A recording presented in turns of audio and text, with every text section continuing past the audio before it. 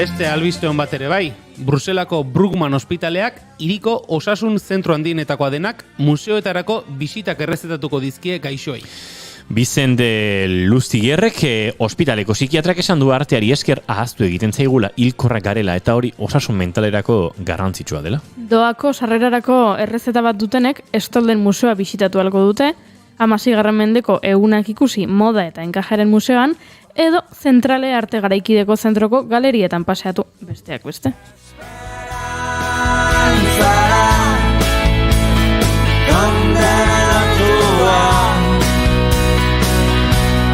Noiztik da negarrik eian aztiara ipara erakusten dut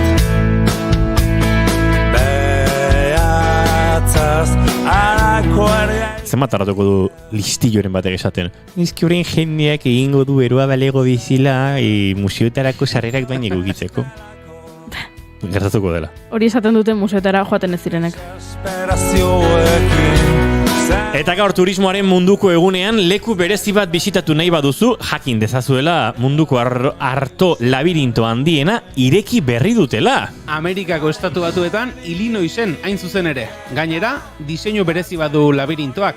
James Bonden lehen filmaren 60. urteurrena ospatzeko filmetako elementuak marraztu dituzte artoarekin. Roger Moore, Timothy Dalton, Sean Connery, Daniel Craig eta Pierce Brosnan aktoren aurpegiak, Aston Martin bat, Bond neska bat, nork esango luke artoarekin horrelakorik egin daitekenik? I've drowned and dreamed this moment, so overdue I owe them. Baina Illinois urruti dago, eta hobe hemengo kontuetara itzultzen bagara. Agortu dira urtengo bertsolari txapelketa nagusiko finalerako sarrerak. Txapelketa Getxon eta Arrasaten abiatu da asteburuan bertan, eta Iruñan amaituko da. Bete dute aforoa beraz, eta ez dute sarrera gehiagorik. Salgai jarriko, bertsozale elkarteak alaxe iragarri du. Albiste honaik aipatu behar genituela esan dugu, eta ez dakit banik oso ona den. Sarrerarik gabe geratu direnentzat ez, baina bertsolarientzat nik esango nuke ez dela txarra izango, ezta? Bertso eskoletan erratzarekin janditu zuenak lotxak, gaztetxeetan zabiltzatenak, mundu hau jo gabe ontzat. Gaurko eguna astinaldi bat, izan dadila denontzat, herri hau beste era batera, eraiki nahi dugun ontzat.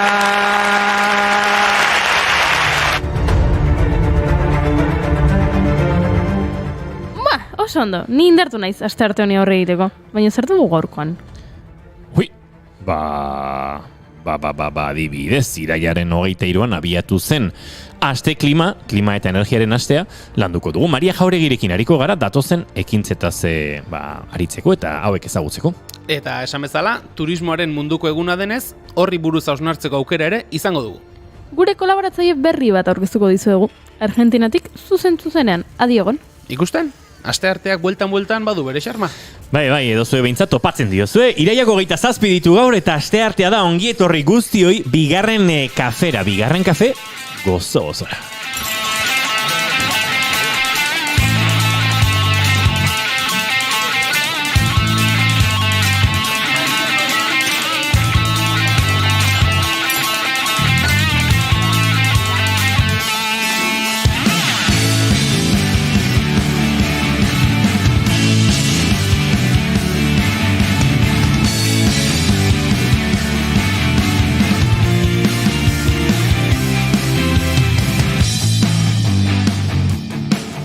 Zuekin Jaun Andreok hemen euli bat harrapatu nahian zebilen eta plazer hori norbaitek lapurtu dion gizona, Julen Goikoetxe Orbegozo, arratsaldeon. Arratsaldeon.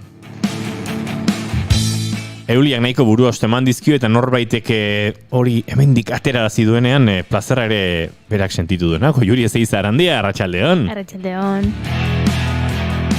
Izketan ari zaizuena Iñigo Asensio Ulurbide, gaur bigarren kafeak 300 ez, 400 eta 38 du, arratsaldeak 4 eta 16 minutu pasatxo, iraiak 27, gu hemen 3, urrengo 2 orduetan, zuekin gozatzeko plazar baduzu geratu hor, naiz irratian zarete, bigarren kafean.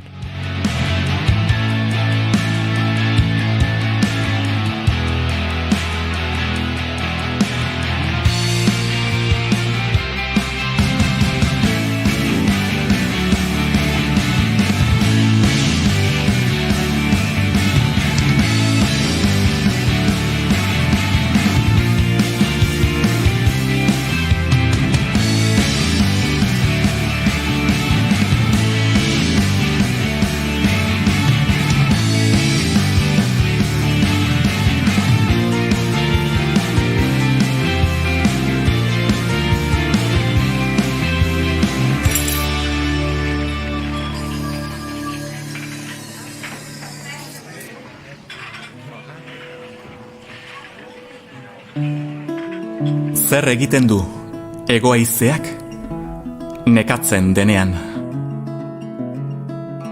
Zer egiten du ordulariak ordu laurdenean?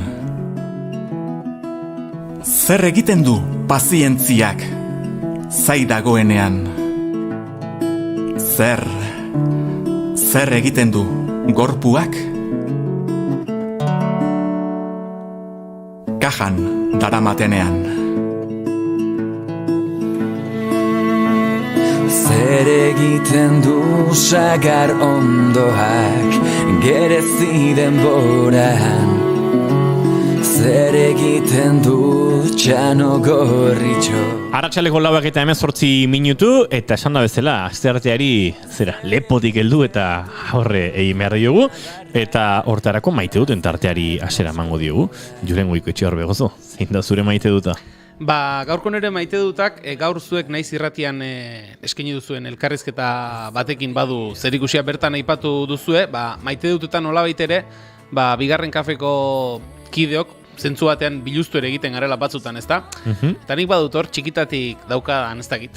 Bizioa edo nola bizioa, batek esango deskutatik ziaro jonda gaudela, hori ere, bai akaso? Baina tira, nik badut txiki-txikitatik, nahiko, txiki-txikitatik ez, orduan zenbakiak eta letrak ez nituen eulertzen, baina behin ja, umetan, kotxeen matrikulekin fijazio bat.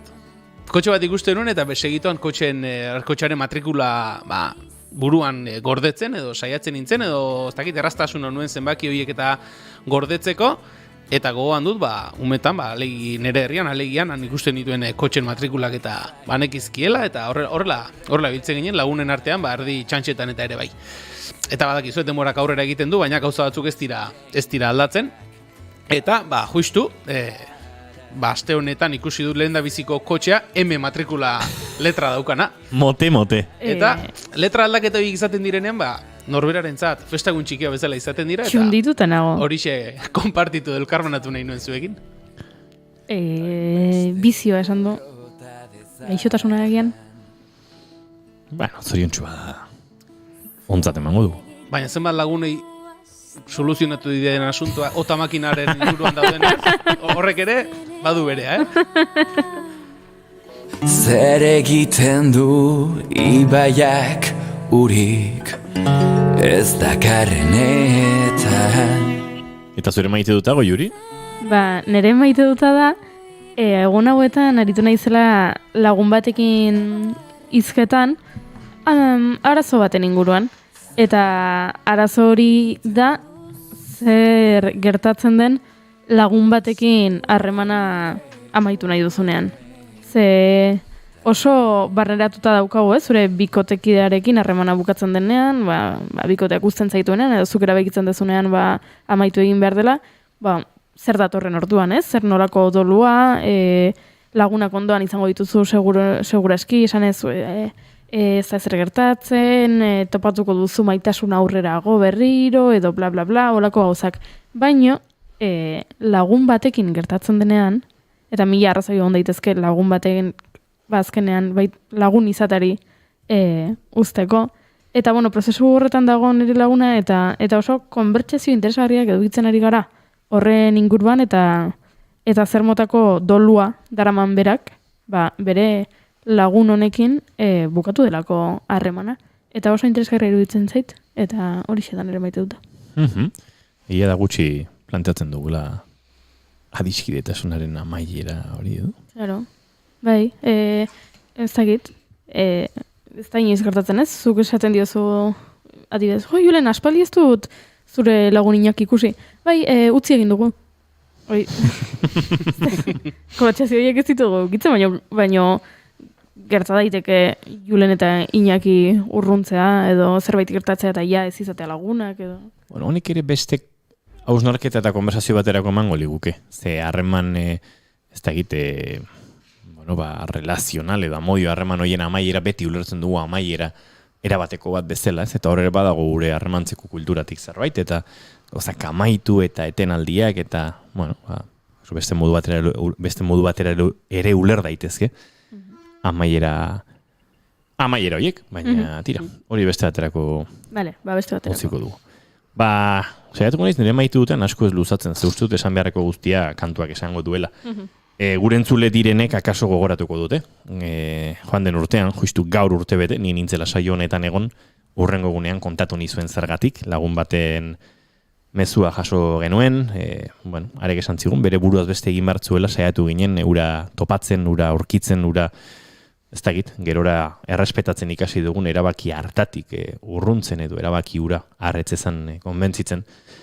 Etzen modurik egon eta ohartzerako laguna hila zegoen, alaxe jakinarazi zidan telefonoz, Soriako Guardia Zibilak eta modu otxamar batean jakin genuen esperantza ura amaitu zela. Urte gogorra izaten ari da, hilabete gogorrak izan ziren ostean eta ikasketa handikoak, naiz eta nuken jakingo esaten oso ondo zer den ikasi duguna zerbait erakutsiko zigun bizitza kolpe honekin. Eta, azken astetan konbentzitu nintzen, aspalditik idatzita nion kantu bate kaleratu nahi nuela. Hasiera batean erekin gorretzeko tentazio ere izan nuen eta erabakia ere bai, baina hor sortu zen halako talka batetik nire ez dakit diskurso politikoa edo soziala edo suizidioaz hitz egin behar dugu, estigma hori hautsi behar dugu, gainditu behar dugu, eta bestetik nire intimitateak barruan gordetzera behartzen ninduen auskalo zergatik kantura. Kantua gauzatu dugu, saio honetan, askotan bromak egiten dira, baina nik ez dut nire proiektu musikal pertsonalaren, postal kolekzionisten musikarik jartzen, iruditzen zaidarako ez duela toki gehiegirik, baina gaur salbuespen bat egingo dut, kantua Borjari eginiko omenaldi badelako, eta lehen Julenek aipatu badu, gu gure maite dutetan biluztu egiten garela, uste dut duela urte bete bezala eta gaur bezala gutxitan biluztuko naizela. Minetik idatzitako kantua da, agian ez dakit zer duen positibotik edo baikorretik zerbait ere ematen saiatu gara, eta tira, kantua zuekin, Goiuri, Julen, eta gure entzulekin elkarbanatu nahi nuen, eta bide batez eskerrak eman prozesu espres honetan, ze azken orduan erabaki hartu eta gaurko urte mugontanako iritsi nahi nuen kantu honekin, nire taldekide diren Mitchell, Juanjo, Irene eta Ander estresatu ditut, baita Beñatik Gerabide eta Gorka Urra nasketa eta masterizazio prozesuetan, nire osaba, bideoklipa gozatzeko margotzelanetan eta beste inbat jende, beraz denoi eskerrak. Hauxe da bat gutxiago gara, duela urte bete alaxe kontatu nuen hemen txirratian, improvisatu izan zen hausnarketa hartan esaten nion Borjari orain bat gutxiago gara, baina hemen ez dizu inork epaitzen, ideia hori da gutxu bera kantunek elkarbanatu nahi duena.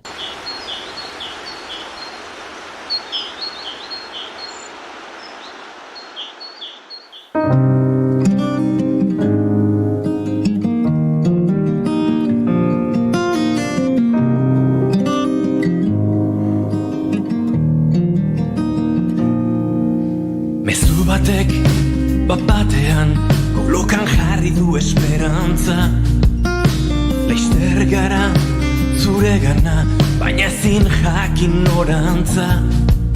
Bizitzak sarri erakusten du haren alderik latzena.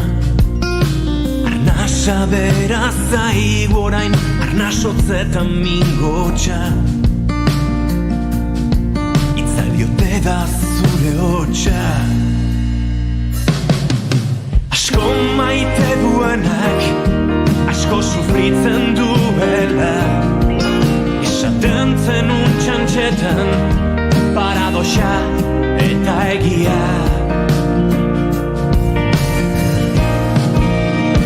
Eta bazoa zegan, eta guk ezin eman.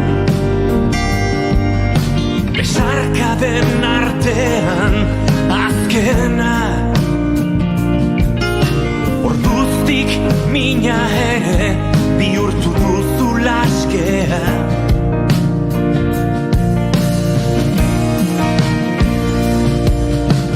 Orain bat gutxiago gara,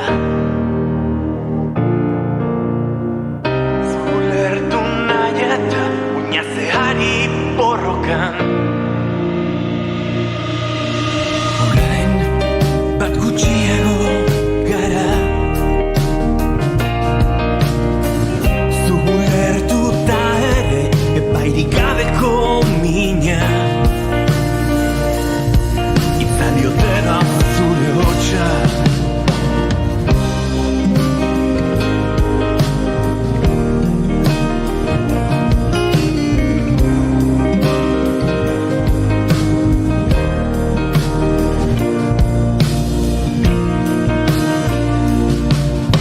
telefono dei batean kabitzen den esperantza. Urrunegi laguntzeko, urrun eskatu behar laguntza. Maite dut barda itortzeko, emango du denbora. Gehiagitu esateko, igandoana gerora. Itzaliote da zure hotxa, asko maite duenak, asko sufritzen duela. Esaten zenun txantxetan, paradoxa eta egia.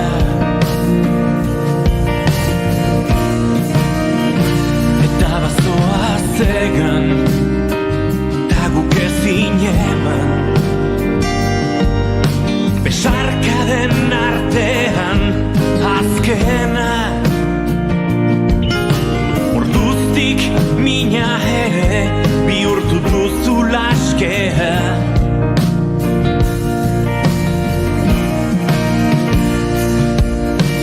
Orain bat gutxiago gara, zulertu nahi eta oinazeari borrokan. Orain bat gutxiago gara, zulertuta ere epairik gabeko mina.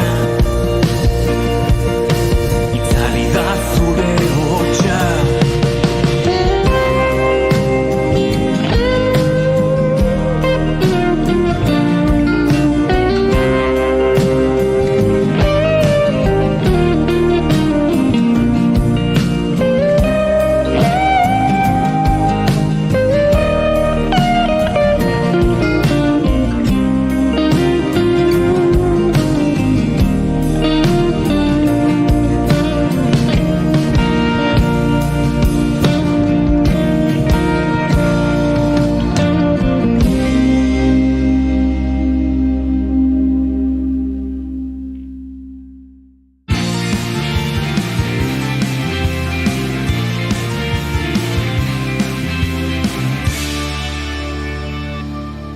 Emaiozu bigarren aukera bat egunari. Naiz irratian, bigarren kafea.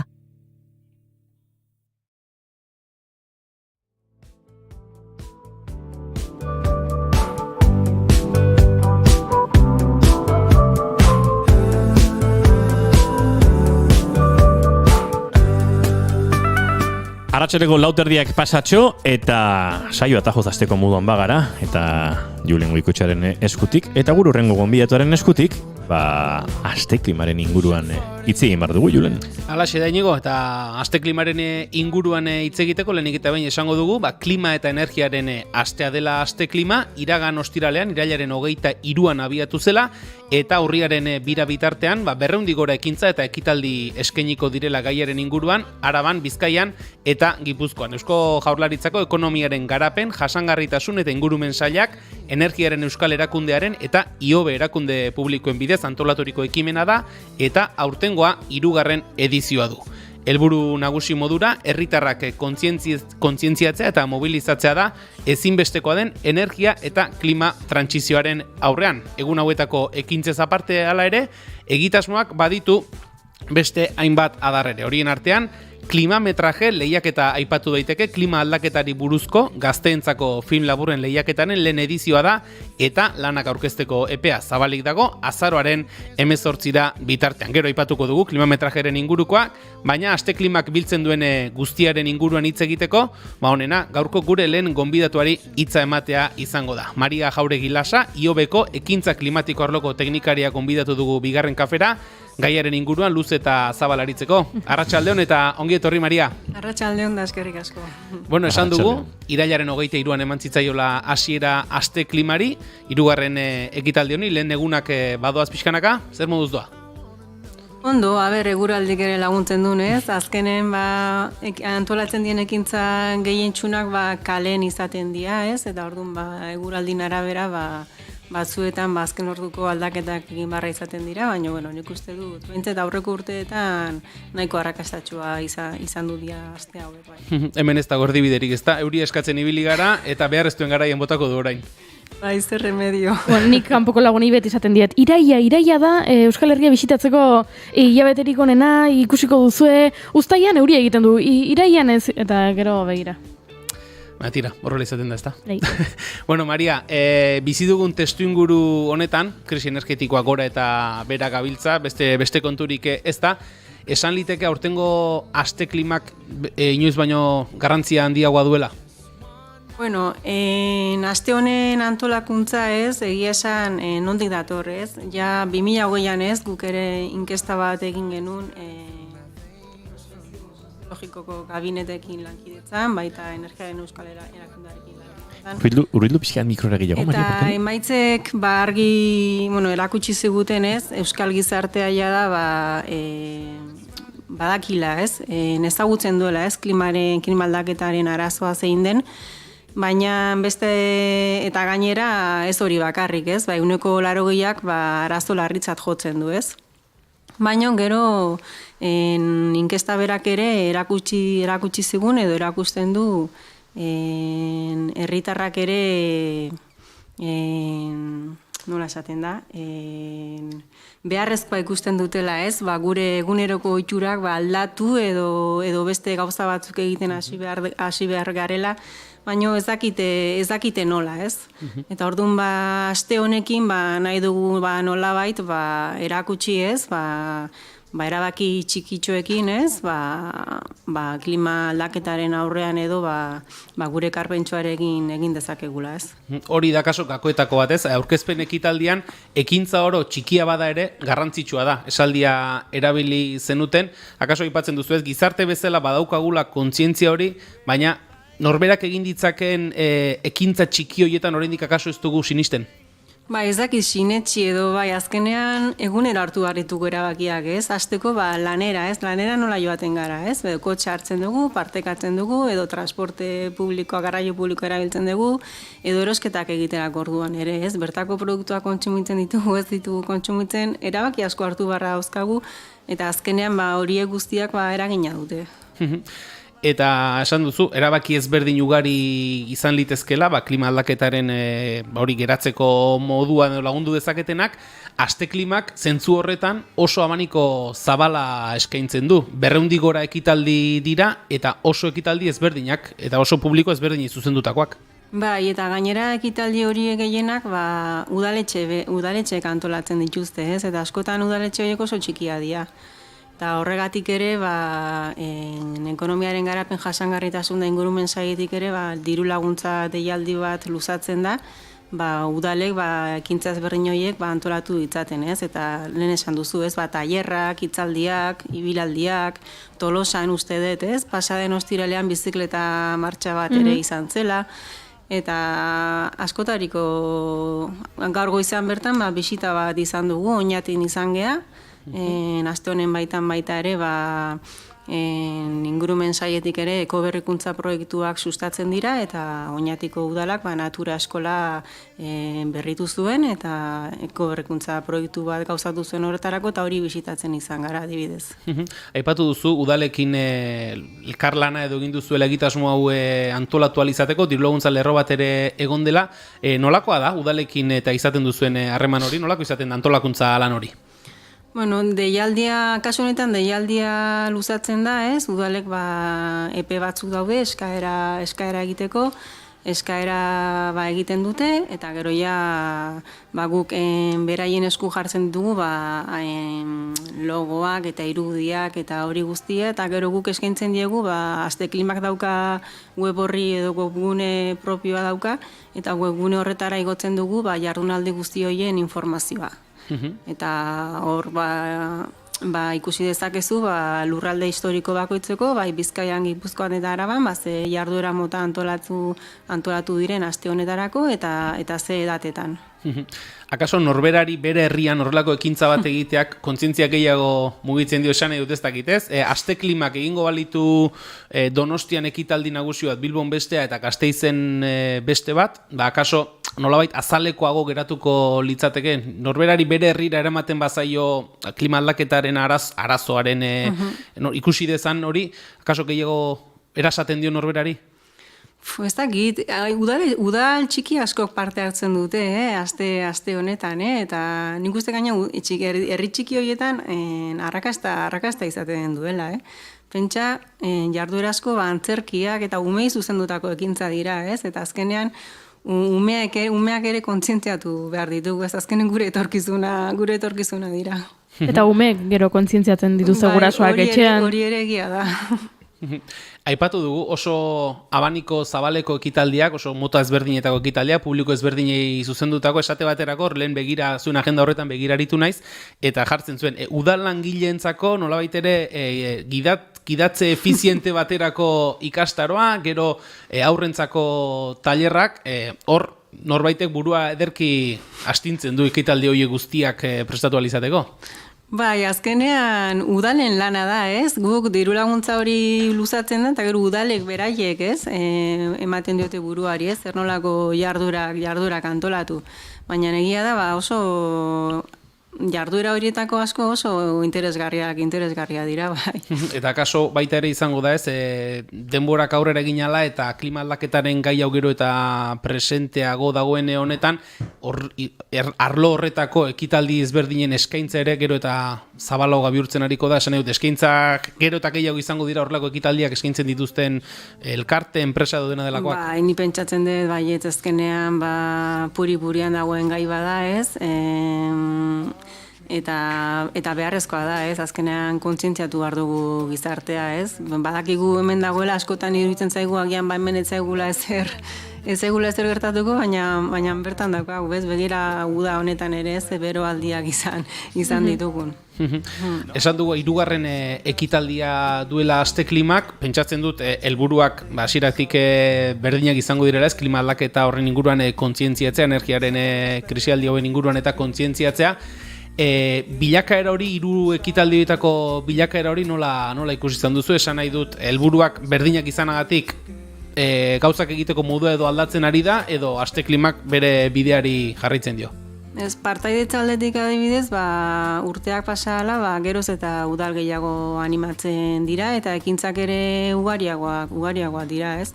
Egia esan, 3. edizioa da, baina lehenengo aldiz 2019an antolatu genuen, baina 2020an bertan bera utzi barra izan genuen pandemia dela eta baina gero 2021an berriro ipini genuen martxan eta nahiko eskaera ona du udalen aldetik. Eta ez dakit gero egiten diren ekintza horien inguruko feedbacka eta jasotzeko aukera izaten duzuen, ez dakit horrela bapatean galdetze aldera, nortzu dira kontzientziatzeko erresagoak, helduak ala aurrak?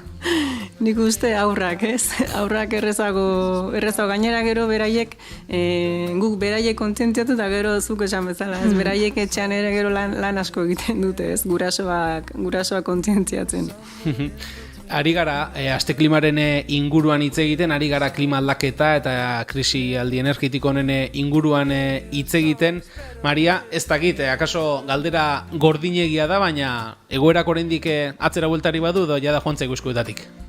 Nik uste ekintzarako ordua dela, ez? Ezin dugu egon itxaroten, ez? Nik uste arazo hau ez da berria. Orain dela urte asko zientifikoek, ez? Honen inguruan ja informatzen edo arazoa planteatzen hasi dira orain dela aspaldi eta ezin dugu gehiago itxaron. Askotan baita ere aipatzen da, ez, krisialdi, klima aldaketaren inguruko krisialdi hauen eta inguruan, bai, hitz asko egiten dira, baina ekintzetara inor ez da pasatzen. Non dago, nola egiten da hori, nola pasa ekintzetara? Ez da erreza egia esan, ez? Eta egia esan, udalak dira igual, edo udalerri mailan, ez? Nabarituko dira gehien batez eragin horiek, ez? Eta udalek asko dute egiteko, eta egia esan hemen Euskadi mailan ere udalak proiektu asko ari dira gauzatzen, klima aldaketara egokitzeko, eta udal horien lana ere balioan jarri behar da, ez? Eta adibidez, horren adibide, gaur goizean izan gara Oñati bertan, ez? Eta bisitatu dugu natur eskola eta udalak gauzatutako proiektu bada, eta klima aldaketara egokitu den eraikin bada, ez? Eskola zahar bat, erabat eraberritu dute, naturan oinarritutako irtenbideak erabiliz, eta benetan, eraberritzen hasi aurretikan, azterketa bat egin dute, eta ikusi dute, eraikin horrek zer behar dituen, ez? Bai energi kontsumoaren aldetik, bai hondakinen kudeaketan aldetik, eta hori guztia kontuan izan da, eraberritze prozesua martxan jarri dute. Herri bakoitzak bere errealitatea du, bere baliabideak ditu, baina Euskadi mailan begiratu bat ematen hasita, zuk uste duzu badagoela, Euskadiko herrietan badaudela horretara bideratu litezken baliabideak izan natur eskola bezala, badaukagu non heldu, badaukagu zertan oinarritu? Bueno, udala asko klima aldaketari aspaldidanik ari dira arlo horretan lanean, badituzte beraien planak eta beraien tresnak, egia da bultzada eman behartzaiela ere, laguntza eman behartzaile. Eta guk Ilobe bertatik ere badaukagu, ez, udal sarea, 2030 sarea, ez, udalei laguntza ematen dietena gai guzti hauetan. Eta zuek somatzen duzue hor, gero eta kontsulta gehiago, edo gero eta galdera gehiago jasotzen dituzuela, esan duzu, udalerriak ari direla, jada urteak direla, plangintza ezberdinak lantzen gaiaren inguruan, zuek Ilobe bezala konturatzen zarete gero eta kontsulta edo zalantza gehiago egiten dizkizuetela udalerriak? Bai, beti daude udal batzuk, beraien ibilbideagatikan inplikatuak edo gauza gehiago egiten dituztenak, agian ere baliabide gehiago dituztelako, ez? Beste asko oso udalerri txikia ditugu hemen, eta horiei beste laguntza bat eman behar zaie. Alare ez dira garai honenak, gai honetarako ez da ere, niri iruditu zait, azkeneko urtean, nik banekien ez, pandemiaren negazionistak existitzen zirela, hori hasieratik jakin genuen, baina aldaketa klimatikoaren negazionistak hainbeste zirenik, enuen espero. Eta saretan ikusten ari naiz, orain, jendea, kontraesaka, eta esanez, aldaketa klimatikoa hori ere asmakuntza badela, eta nik pentsatzen nuen fase hori gaindituta zegoela, eta mundu guztiak onartzen zuela aldaketa klimatikoa existitzen da, eta gero bakoitzak erabaki... Inporta zaion asko edo gutxi. Baino existitzen ez dela... Eske, lehenengo kontatuko diguzu, aldaketa klimatikoa existitzen dela, gero mundua borobila dela, eta horrengoa zer izango da, ez? Horregatik diot, garai zaiak direla. Eta gero betikoa da, ez? Helduleku bat bilatu nahi iztuena beti izango du hori ukatzeko aukera, esan nahi dut muturreko goera, aurtengo udan ikusi dituguna muturreko beroaldi hauek euririk ez duela egiten, norbait bilatuko du beste aitzakiaren bat, hori ez dakit zergatik dela esateko, eta hori hor uste dut galtzeko gehiago duzula irabazteko baino. ia zintzilarien euneko ez? Esaten du klima aldatekaren arazoa daukagula, ez? Nik uste dut horrez dagoela eztabaidarik, ez? Baina tabernan eztabaidatzen da hori, ez? Tabernako zintzilariak, Tabernako zintzilariak. Ez dakit, Maria, gizarte bezala, lehen aipatu dugu hasieran, ez? Akaso oraindik falta zaigula sinestea edo erabat barneratzea, guk egunero egin ditzakegun edo zein keinu txikik lagundu dezakela krisialdi hau murrizten edo dana delako hori. Gizarte bezala, euskal gizartea, zenbaterainoko kontzientziazio mailan ikusten duzu? Bagagude gutxieneko batzutak kontzientziatuta? Bai, lehen aipatu dut, 2008an egin genuen inkesta horretan, euneko larogeiak jotzen zuen arazo larritzat klima aldaketa. Ia gehiengoak onartzen zuen klima aldaketa arazoa zela, baina euneko larogeiak arazo larritzat jotzen zuen, ez? Eta gero ere, 10-tik 9 pertsonek beharrezkoa ikusten zuten ohiturak aldatzea. Horrek nik uste zerbait esan nahi duela, ez? Gero, egia da, gero, inkestan esan zegutela, gero etzekitela, ez? Zer egin eta nola egin, ez? Eta gero, datu horiek eskuartean hartuta, ez dakit nolabait ere alderatzeko daturik izaten duzu esate baterako, ez dakit, etxeetan eguzki plaka jartzen dituzten herritarren kopuruarena edo autoelektrikoak erosten dituzten herritarrenak. Gero, euneko 80 horrek erakusten du datuen edo ekintzen bidez benetan kontzientziazio hori. Claro, eska azkenean pertzeptzio inkesta bat da, ez? Eta igual agian ez dugu galdetzen zehazkizuk etxean daukazun, ez? Egia da daramatzaguia bi inkesta ingo genitun dauzkagu datu batzuk alderatzeko, baina denbora aurrera joan ala ere galdera batzuk moldatzen joaten gara, ez? Eta adibidez, nahi baldin badugu horietako datu horiek lortu, inkesta horiek moldatzen joan marko ginateke.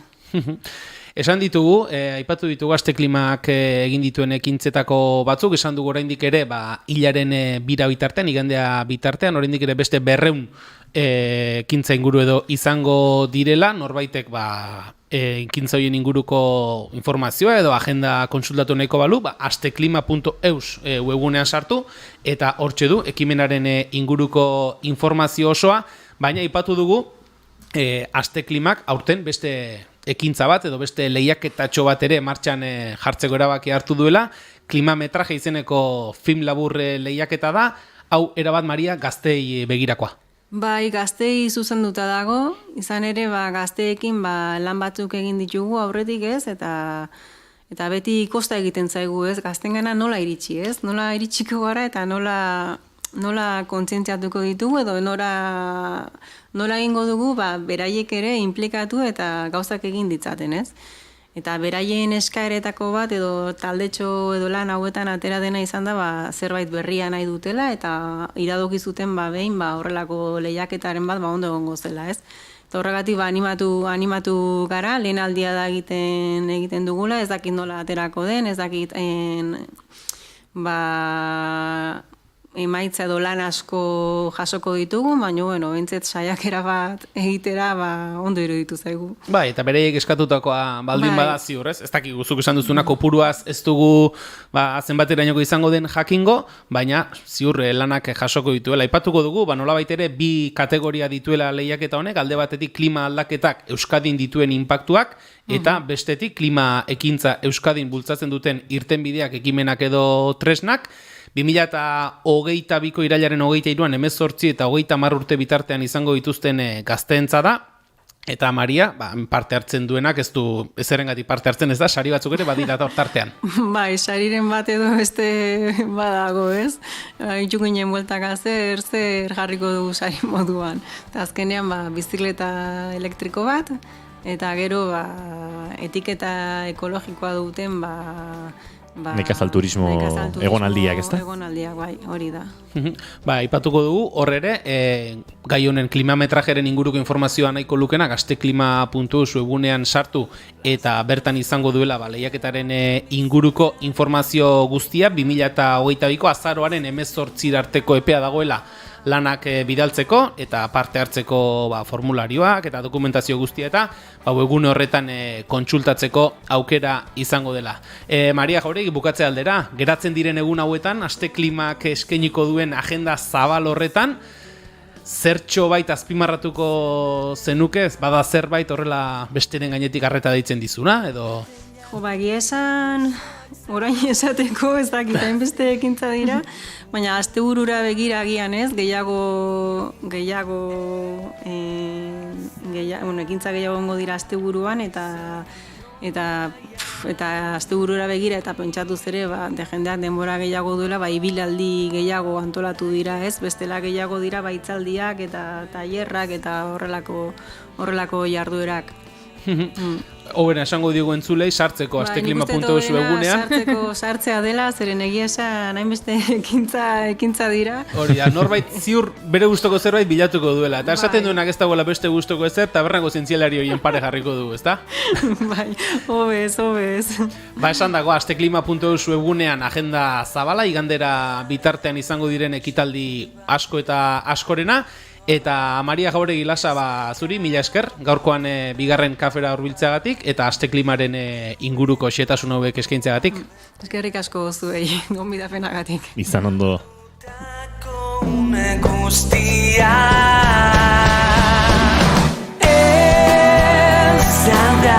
Eta gu peina tigera bideren mereziote kantu honekin, bagoaz bostetara bidean, oraindik minututxo batzuk, baina kantua gozatzen utziko zaituzte oraindik.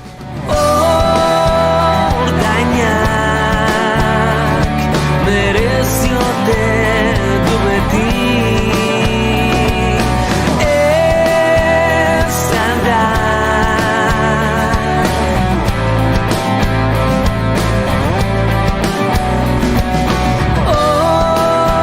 ordaina egin.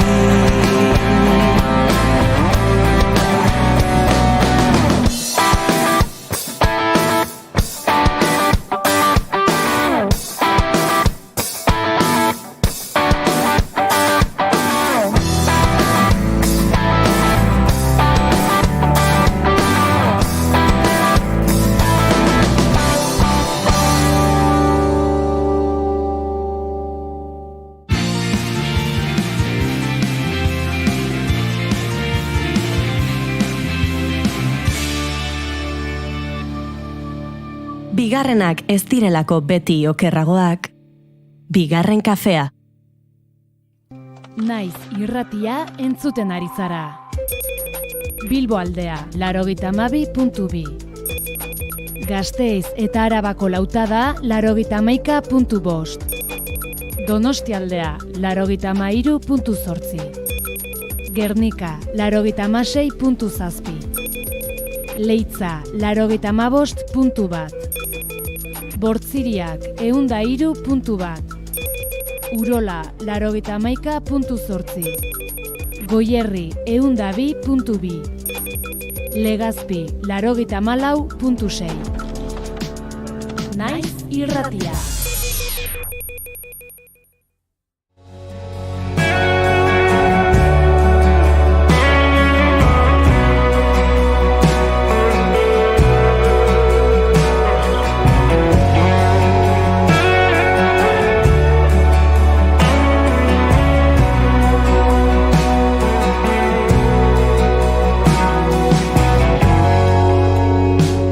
Oinordetzan jaso aldugu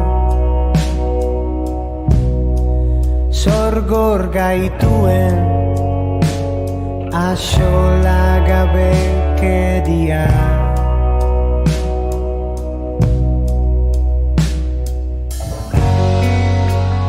Aitzakia bila jarraitu Elduleku txikiei ere eusten trebeak gara.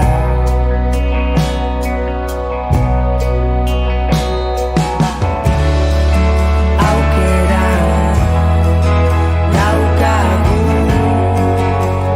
soilik zeina murien du nik nirea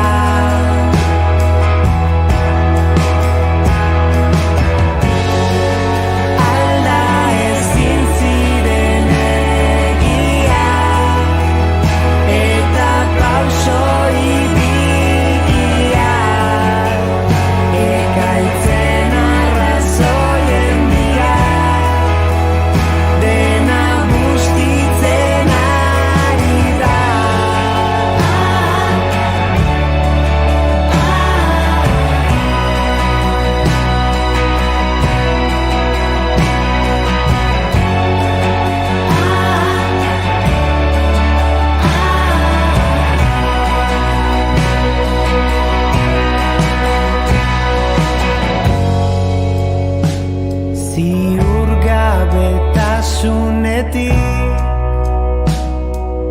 ez algaituzte babesten kristalezko sabaie.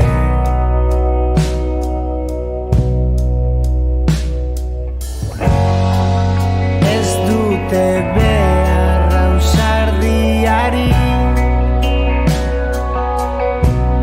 beldurrik sentitzen ez dute horiek.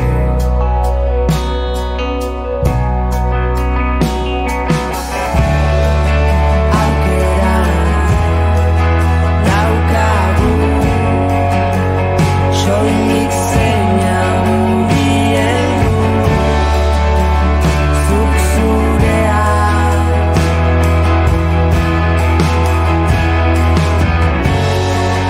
Alda ezin ziren egia eta pauso ibilgira ekaitzen arrazoien dira dena bustitzen ari da.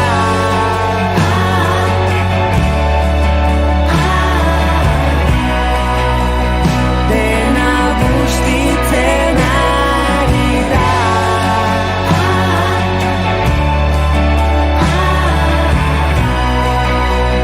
Dena bustitzen ari da.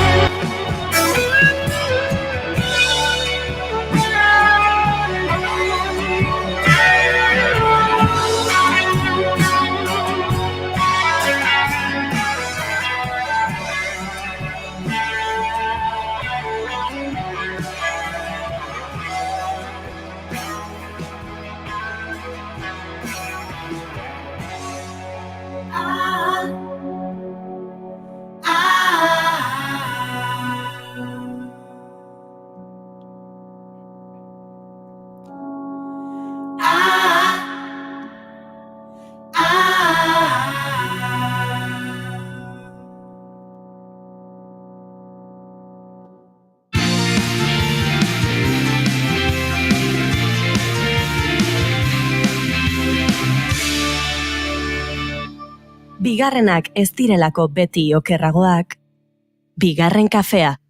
15 segundo arratsaldeko 5:00 eta guk, aste honetan, egunero bezala, gure estudio zentralekin bat egin behar dugu, bertan da, Egoi Belategi lankidea, Egoi, segundu bat emai dazu, orain bai, arratsaldeon.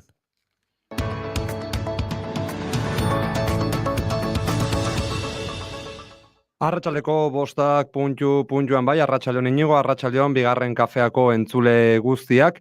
Esango dugu Poloniatik datorkigula azken ordukoa Poloniako justiziak atzera bota duelako berriz ere Pablo González euskal kazetariaren espetxeratzearen aurkako helegitea. Honek baieztatzen du beraz Gonzálezek gutxienez urtebete egingo duela espetxean, gainera haren epaiketak datarik gabe jarraitzen du gaur-gaurkoz. Pablo González otsailaren amaieran atxilotu zuten premisilen Polonian Errusiak Ukrainari egindako erasoak eragindako errefuxiatuen krisia jarraitzen. Aurki 7 hilabete beteko ditu preso naiz eta ez denaren aurkako epaiketa formalik abiatu. Poloniar agintariek Errusiar espioia izatea egozten dioten nazioarteko eragile ugarik zentzugabekeritzat jotzen duten akusazioa. Gonzálezek 10 urte arteko espetxe zigorra jaso lezake, pasaden otsailean 3 hilabeteko behin-behineko espetxe zigorra ebatzi zuen Poloniako epaile batek eta ordutik birritan luzatu da aipatu zigorra Poloniako fiskaltzaren oniritziarekin. Bartos Rogala, Gonzálezen abokatu poloniarrak F agentziari azaldu dionez, auzitegiak ez du aurkeztutako helegitea onartu eta gaineratu duenaren arabera epaileak argudio batzuk onartu arren atxiloaldiaren luzapenari euste erabaki du. Poloniatik ekialdera egingo dugu salto, Errusiak kontrolpean dituen eskualdeetan independentziari buruzko galdeketaren azken eguna izango delako gaurko eguna Donbas, Zaporizhia eta Gersonen baiezkoak irabaziko balu ikusteke legoke zein prozesu emango den eta tentsioa zenbat areagotuko duen horrek. Hainbat adituk esan dutenez, integrazio hori Errusiar Federazioan eguneko kontua izango litzateke besterik ez.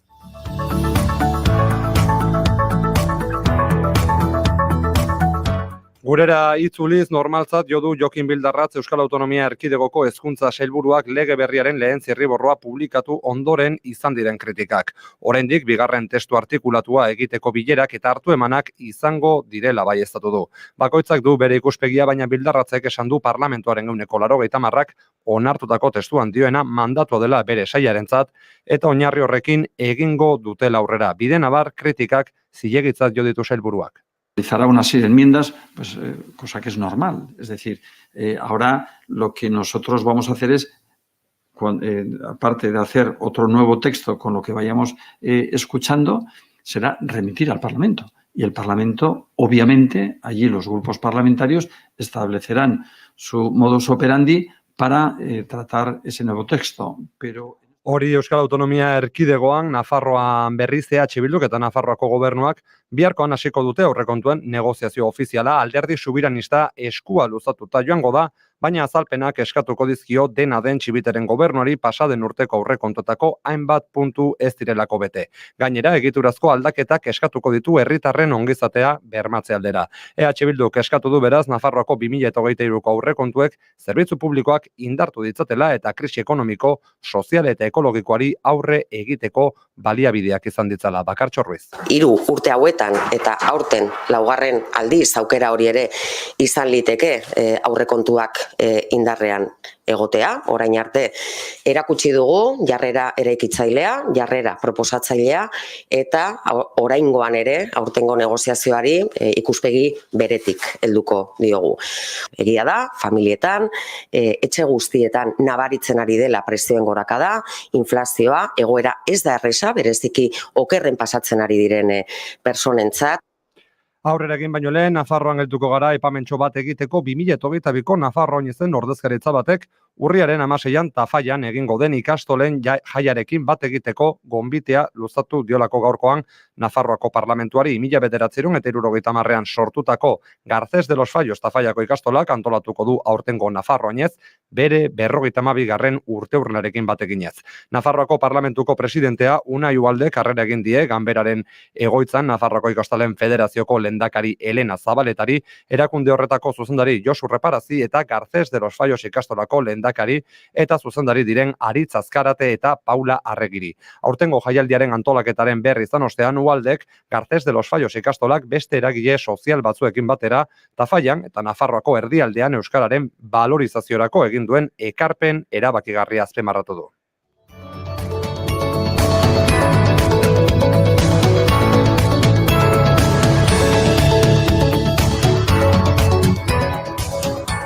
Eta Gipuzkoan amaituko dugu arratsaldeko kolpe informatibo hau Elkarrekin Podemos Izquierda Unidako kideek Donostiako onkologiko ospitala bisitatu dutelako gaurkoan zentroak jasaten duen utzikeria lehen eskutik ezagutzeko. Antzemandako gabezia larrien aurrean diote datozen mobilizazioekin bat egingo dutela Alderdi Moreko ordezkariek. Gaurkoan, enpresa batzordeak gonbidatuta, David Soto Podemos Euskadiko antolakuntza idazkaria eta Elkarrekin Podemos Izquierda Unidako legebiltzarkideak eta Javier Buselo Gipuzkoako batzarkideak onkologikoa bisitatu dute, esan bezala zerbitzuen gabezia larriak salatzeko. Bide batez, taldeak ohar batean adierazi du onkologikoko paziente eta erabiltzaileen elkarteko arduradunekin hitz egiteko aukera izan dutela bi arduradun politikoek, Sotok eta Buselok, eta urriaren 15ean Donostian egingo den manifestazioan izango direla biak. Konkretuki, ospitale monografiko izatetik, erradioterapiako, zainketa, aringarrietako eta medikuntza nuklearreko probetara mugatzen ari den zentro bat bilakatu dela salatu du alderdiak. Elkarrekin Podemos Izquierda Unidaren ustez, honek eragina du osasun laguntzaren kalitatean, eta ondorioz pazienteak jasotzen duen zerbitzua hondatzen ari dela ziurtatu dute.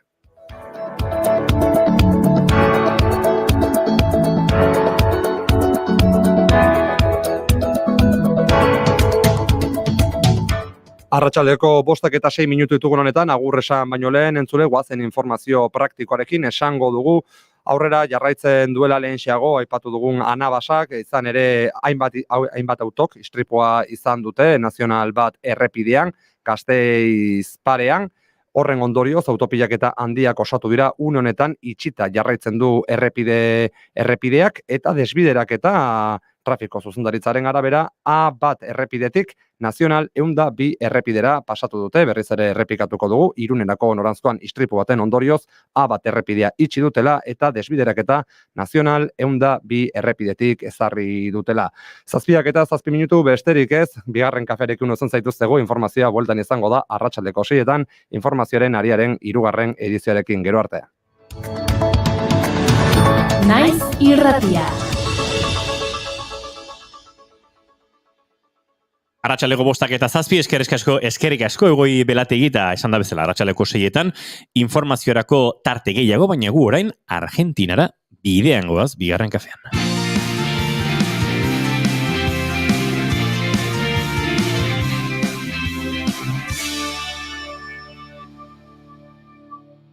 Emaiozu bigarren aukera bat egunari. Naiz irratian, bigarren kafea. Bagoaz Argentinara, eta Argentinara joateko bertan topatuko dugun lagunari eskatu diogu, ea ze kanturekin egin nahi zuen bida jau. Salir del agujero interior, largar la piña en otra dirección. No hace falta ser un ser superior, todo depende de la respiración. Poner el cuerpo y el bocho en acción. A la vida hay que hacerle el amor, sin drama, con locura y pasión. Jugar con la imaginación, sin tener que pedir perdón.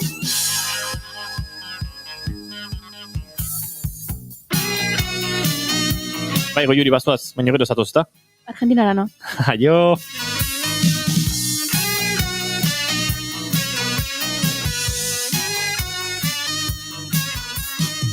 Hay que salir del agujero interior.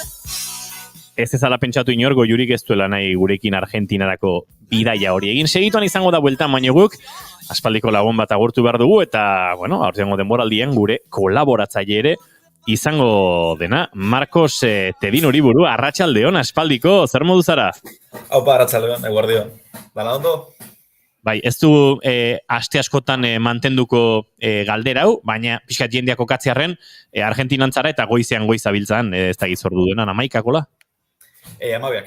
12, beraz, 5 ordu gutxiagorekin bizarete oraintxe. Hori da, oraintxe. Eta, bueno, hemen dana ondo, eguna nahiko ondo du, eta bueno, orain dira 5 ordu gutxiago, baina kontuan hartu gero izango direla 4 ordu. Hori da, hurbildu egingo gara nola baita esatearren, baina ozeanoak zabalero berdina mantenduko du.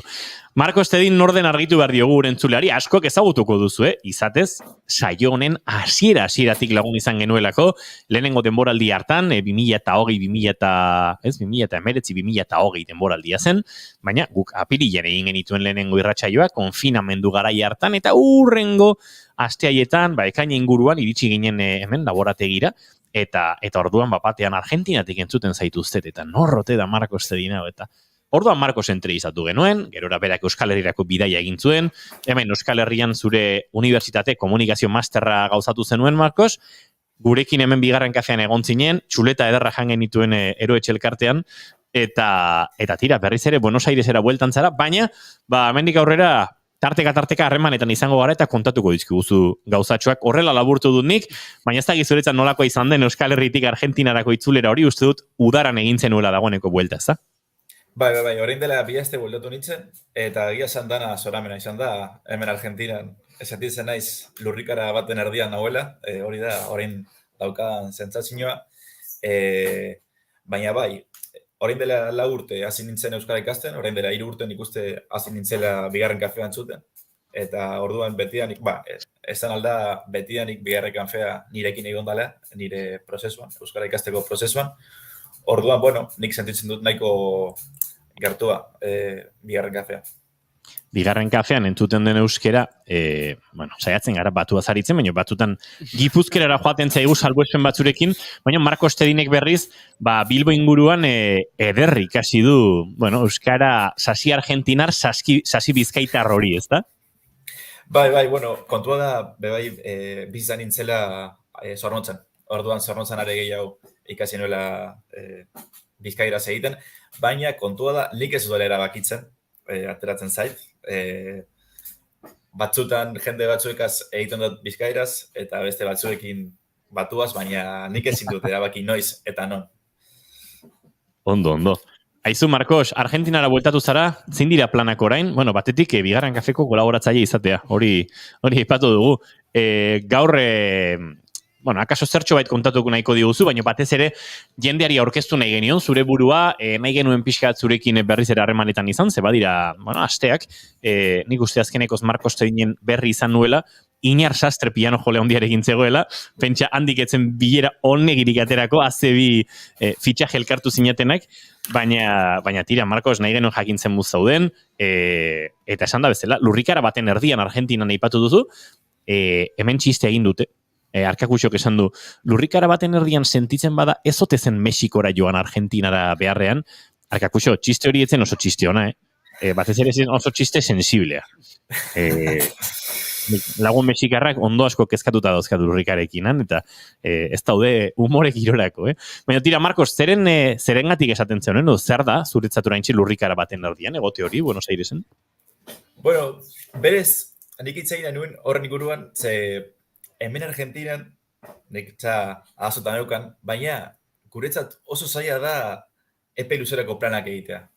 Hemen Argentinan dan aldatzen da, egunero. Egunero gure txamponaren prezio aldatzen da egunero, gure bizi baldintzak aldatzen dira, eta oso zaila da epe luzerako plan bat eukitzea. Orduan, ailu naiz orain dela 2 aste, gitxi da, ondorioak ateratzeko, orain apur bat lasaitasunerako tartea aurkitu gure dut, eta hori da nire lehentasuna momentu honetan.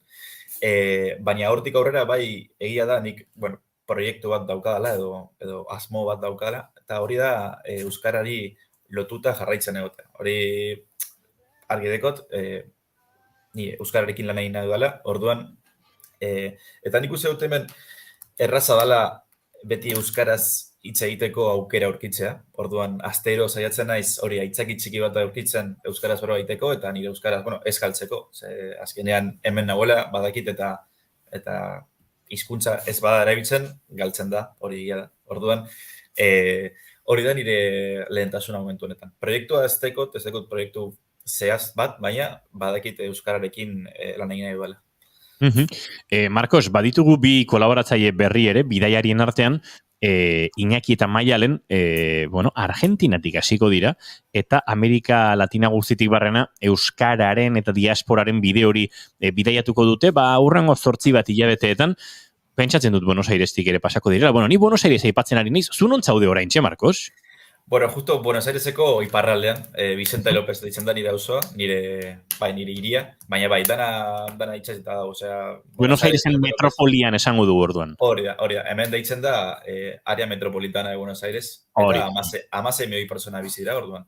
Aldaketa nahiko handia izan da Euskal Herritik hona etortzea. Bilbo handia da, baina handiagoa da Buenos Aires. Bertatik ziurnik pasako dira, harremanetan jarriko zaituztegu, ze zuretzat ere seguru plazerra izango dela Euskal Herriko jendea bertar hor bildu, euskaraz aritzea, badakit zer den, atzerrian egon eta euskaraz hitz egitearen plazerra, eta zuk ere badakizu, ez? Kosta egiten da batzutan eta plazerra ematen du, ez? Izan ere, aurreko astean etorri ziren 4 euskaldun, eta, zapatuen joan ginen nire euskal etxera, eta hor bertan eukin genuen mintzodromo bat, euskaraz egiteko arnazgune bat, Buenos Airesen bertan, eta gero, etorri ziren etxera, asado bat egin genuen, orduan, nik nahi duena da Euskal Herrian jaso nuen eskuzabaltasuna, itzultzea. Orduan, badakit Argentinara hurbilduko diren euskaldunak, etxean ongi etorriak izango direla. Markos, hor bada talka kultural bat, batez ere, asado aipatu duzu, haragi erretzea edo, eta oso larria. Ze guk euskaldunok badaukagu sentsazio argentinarrek haragia idortu arte, lehortu arte eta iaia jangarri ez den punturaino egiten duzuela, eta alderantziz, zuentzat guk gordini jaten dugu eta hor odola dariola ikusten duzue. Zuze puntutan zaude oraintxe, lausotasun lerro bat topatu duzu, edo Argentin hartu zara erabat, edo nola ari zara bizitzen? A ber, Euskal Herrian egia da ikasi nuela zuen haragia jaten. Zindagit, ze gure txuleta jantzen nuen guk jangenuen bezalaxe eta ondo odoltzu zegoen bai. Eta oso ondo zegoen, hori esan bar da. Baina kontua da Euskal Herrian Argentinan haragia, Argentinan baino haragi gutxiago jaten dela. Eta horrek esan nahi du guk parte gehiago jaten ditugula. Hau da, ez bakarrik txuletoia, baizik eta beste korte batzuk. Adibidez, basio, matambre, bife chorizo, jodife, dira korte asko. Orduan, kontua da, korte bakoitzak deko bere punto justo. Txuletoia, orain esango neuke, eta nire lagunek solamente ez duten hartuko, nahiago dut Euskal Herriko txuletoia, baina beste korteak, nik uste dut hemen hobeak direla. Bai, nik ere ez daukat horren zalantzarik, egia esan argentinarrek aragiari ateratzen diozuen aragiari ateratzen diozuen zukua baino, lehortzen diozuen zukua esango dugu, Marcos. baina egia da, aragi mota ezberdinak hori nola moztu ere badago, trebetasun berezi bat, eta askotan, iaia aragi bera nola moztu, hor ere badago koska, eta badago asko beraz, ara ere, zuentzat, aragi erretzea bada, tradizio kultural bat, iaia guretzat kafea hartzea bezelan, dena egiten da, aragi erretzearen inguruan, ez? Hori da. Adibidez, elu nintzen zapatuen, eta zapatuen bertan joan nintzen lagun baten etxera, nik asado egitera, eta heldu nintzenetik, egon nintzen hemen 18 egun, eta ez egin nuen 5 edo 6 asado, hori astean behin, astean 3 asado, eta klaro, idea da beti lagunak hurbiltzea, eta lagunak hori zu ondoan egotea, gauzak hitz egitea, eta da, ez da bakarrik aragia, ez da bakarrik okela, ez da bakarrik janaria, baizik eta elkartze hori, ez da, lagunekin egotea, eta hori une on bat pasatzea. Euskal Herriko poteoa da, Argentinan asado egitea, ez da funtzio sozial hori ere badu.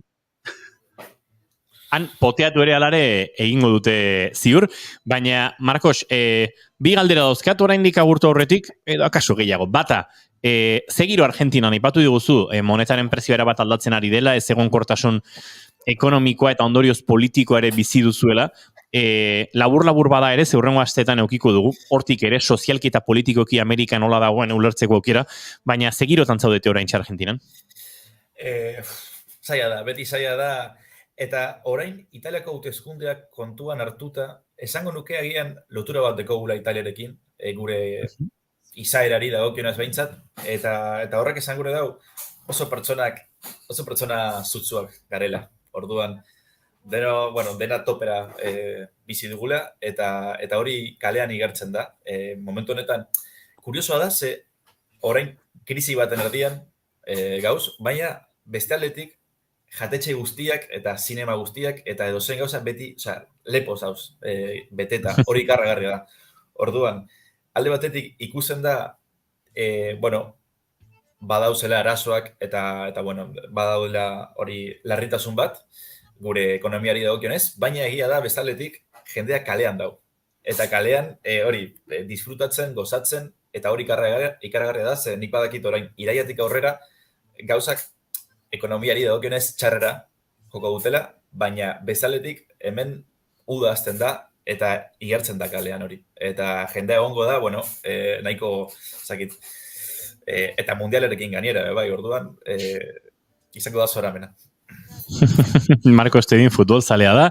Lehenguan ikusi nuen laukara egokitutako Brasil 70 Brasilen 70 markadako partidu bat. Ez dakit laukara ere ikusteko aukera izango dugun Argentinaren garaipen historikorik, eta hori ere gertatzen ariko da, eta Marcos hori guztia gozatzen ariko da, baina bai futbola bizi duzu, Argentinan.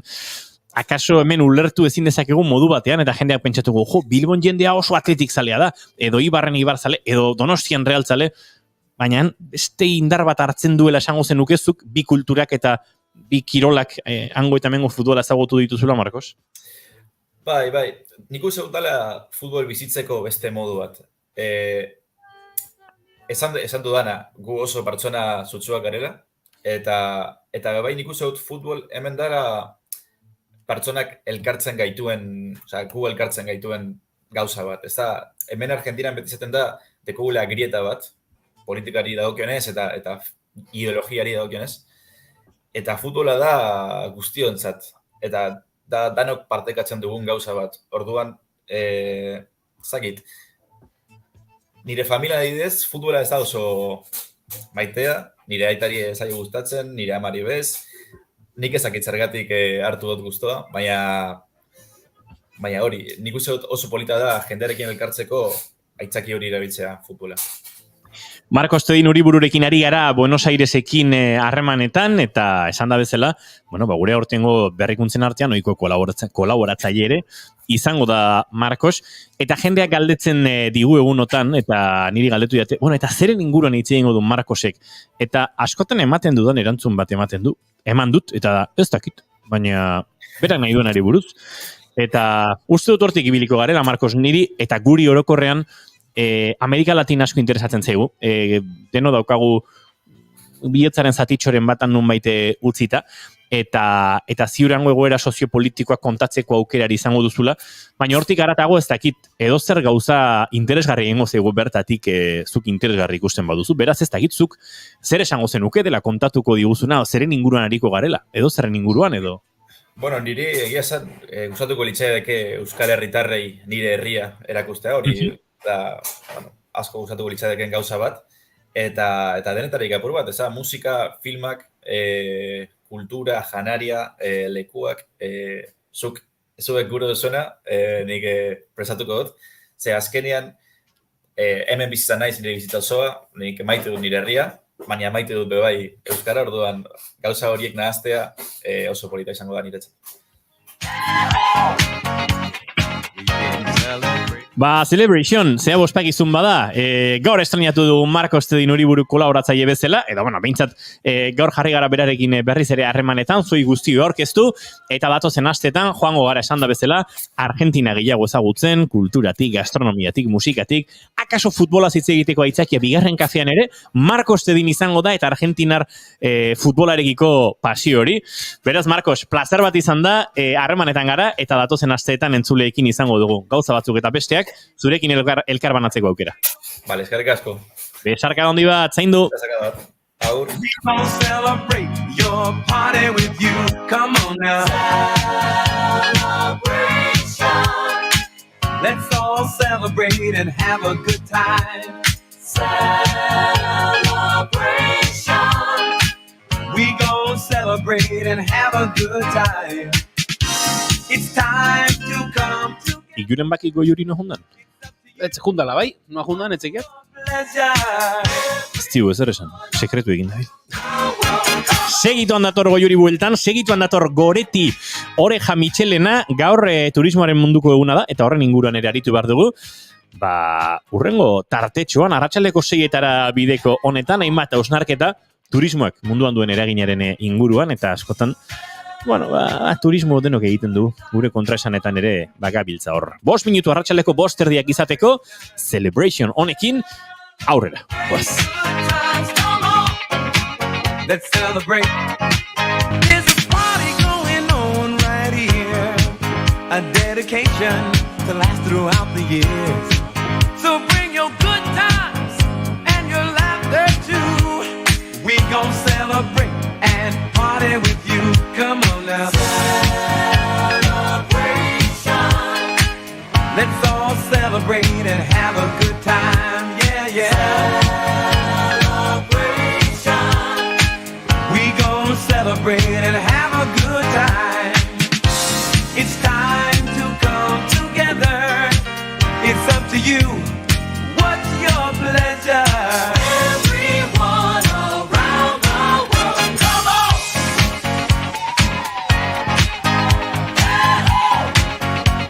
It's a celebration.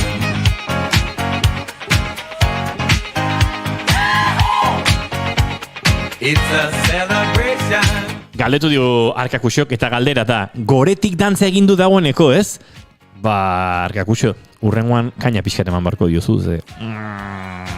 Erantzuna da... We're gonna have a good time tonight. Let's celebrate. It's alright. We're gonna have a good time tonight. Let's celebrate. It's alright, baby. We're gonna have a good time tonight. Let's celebrate. It's alright. We're gonna have a good time tonight. Let's celebrate. It's alright.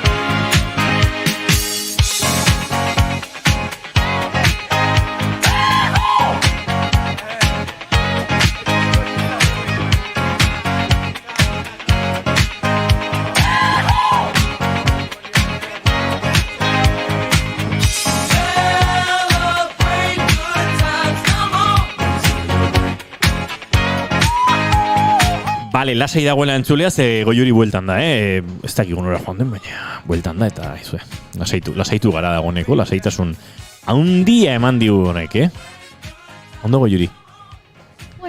Bueno.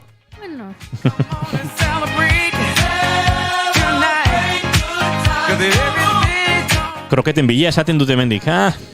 Ez, kroketen bila joan izan banitzen, bonitzake edertu. Bota txiste, Julen. Bota txiste, Julen. Bota txiste, Julen. Internoa. Bagoaz aurrera esan da bezala, arratsaleko 5:28 minutu, hementxe naiz erratian bigarren kafean, gauza seriotaz itxingo dugu, Bueno, serio xamarretaz.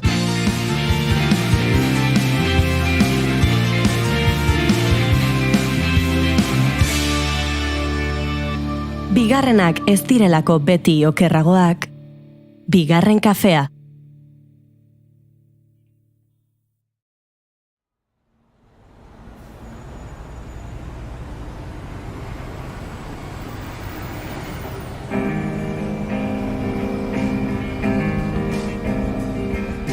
Aipatu dizuegu gorko sarreran, aipatu dizuegu lehenago ere gaur turismoaren munduko eguna dela, eta turismoak gure bizitzetan, gure ingurunean, gure geografian, gure ekonomian, gure gizartean duen eragina nabarmena da noski, eta honen inguruko osnarketa dakar gaur Goreti Oreja Michelena. Goreti, arratsaldeon. Arratsaldeon. Bueno, konta iguzu, ibili zara, hausnartzen, arakatzen, eta... Tira, bai, gaur turismoaren munduko eguna da, baina ez dakit, normalean munduko egunak izaten dira gauzak konpontzeko edo gauzak ospatzeko. Eta uste dut kasu honetan, turismoak ospatzeko zerbait akaso izango duela, baina konpontzeko eta hausnartzeko akaso gehiago, ez? Bai, hala da, turismoa zalantzarik gabe aztertzeko mugimendua da. Ez bakarrik ekonomikoki suposatzen duenagatik, baita gure ingurunean duen eraginagatik ere. Eta azken 50 urteetan turismoa izugarria hasi da. Baina ezagutzen dugun turismo eredua positiboa da zuen ustez? Bueno, turismo eredu bat baino gehiago daude. Guk azken aldian hemen inguruan ikusi duguna, ez da bat ere jasangarria. Baina gai honekin gertatzen zait ez dakidala oso ondo zein den konponbidea. Entzuten ditut gauza batzuk, mugatu... ez dakit, jartzen boduzu tasa turistiko bat, egunean 2 euro horrek mugatzen duela, ez dakit hori soluzio ona den, edo benetan ere eginik duen, edo beste nola baitekoak ere entzun ditut, eta hortxe beti zalantzati nago, Iretxan da, Julen. Ez, nik uste azkenean, pixkako Jurik esan duenarekin, ez, oreka bat bilatzea izan litekelakoa, esatea oso erraza den bezala, oreka hori bilatzea oso gauza zaila izan liteke, eta inguruan, ez dakit, gure hiriburuetan, ez, Donostia batean esate baterako, askotan entzun dugu azken aldian, turismoari erabat emandako hiria dela, turismora erabat utzitako hiria dela ere entzun dugu eta pandemia garairatzera eginez, ez? Gogoan dugu pandemiaren aurretik Donostia oparo hori, ez? Turistaz jositako Donostia bat ikusten genuela eta gero ja behin turistak falta zirenean, egia da pandemian oso leku gutxitan egontzela bizia, baina Donostiaren adibide hori izan dezakegu, ez? Behin turistak falta zirenean, Donostiako hainbat herrigune edo aldezarra bezalako guneak ere bertako ez ustu direla eta erabat hilik zeuden eremuak ikusi genituen, guneak ikusi genituen eta ez dakit niri horrek kezka eta zer pentsatu behintzat eragiten dit. Bai, niri bururatzen dit, burura ekartzen dit Goiuri kanpotiarrakekin lantzen genuen tarte hura, Irati Trantxe Maia Beiti eta Elizegirekin lantzen genituen, gai aski politikoak. Ez dut uste inoiz turismoari buruz izin genuenik, baina kanpotiarrak izenaren atzean, zegoen, San Pedroren, Los Afuerinos hitzaren itzulpena, ez? Horregatik kanpotiarrak, nik uste turismoaren afera honetan, azkenean garrantzitsuena da, nor geratzen den barruan eta nor geratzen den kanpoan. Eta uste dut turismoak berak, kapitalismoaren legei jarraiki uzten dituela kanpoan, ohiko gatazkek eta bestelako gatazkek uzten dituen jende hori bera, ez?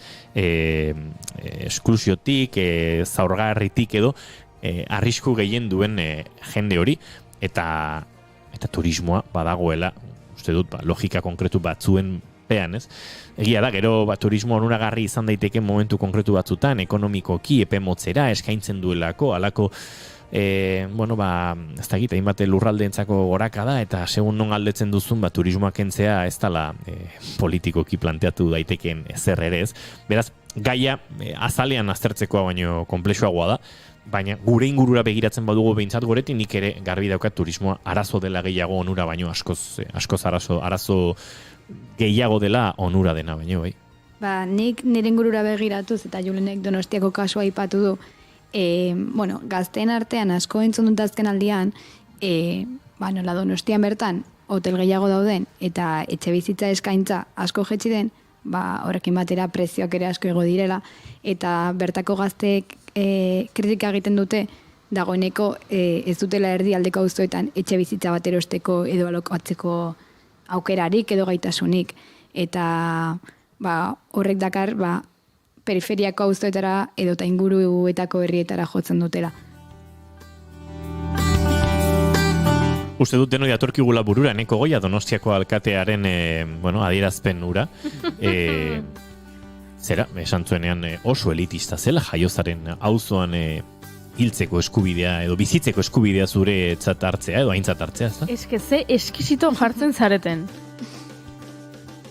Badakizue ikaragarrizko lan egin zuela komunikazio departamentuak Donostiako udaletik titular hura publikatu zuen unibertsitateari egin ziola ikaragarrizko presioa, zure ikasle batzuek publikatu zuten azkar xamar, eta prentsa eskubidearen pean unibertsitateark defendatu zuen eduki hura, baina zitaien bat ere gustatu Donostiako udalean. A ber, ze... Nola esan dezake, hiri bateko alkate batek, hiri hortako hiritarrei, beraien jaio diren auzoan bizi nahi izatea oso eskisito jartzea dela.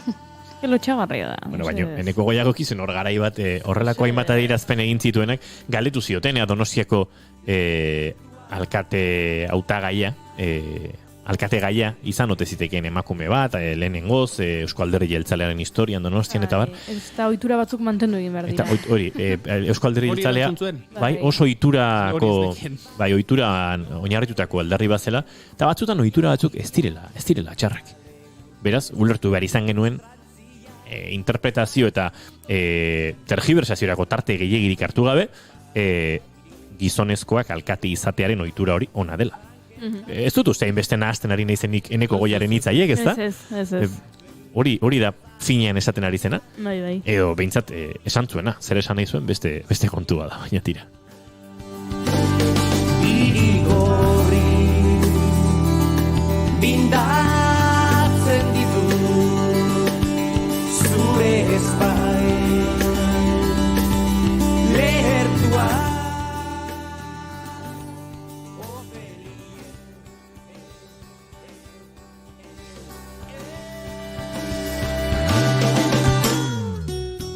Bueno, eta hor, aipatu beharreko beste kontu bat, ekologia da.